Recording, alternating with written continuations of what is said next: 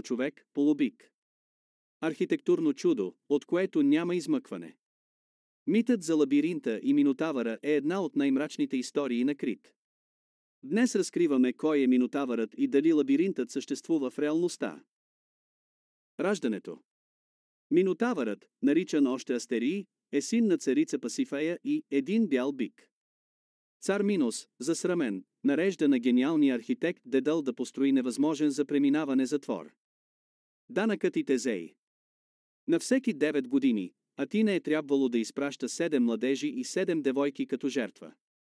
Докато атинският герой Тезей не се включва като доброволец, решен да сложи край на кървавия данък. Нишката на спасението.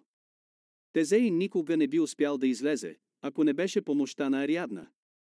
Тя му дава кълбоконец, за да отбележи пътя си навън, след като победи звяра. Митът завършва с епична битка и освобождение. Дворецът в Кносос е огромен комплекс с над 1000 стаи, което може да е вдъхновило идеята за лабиринта.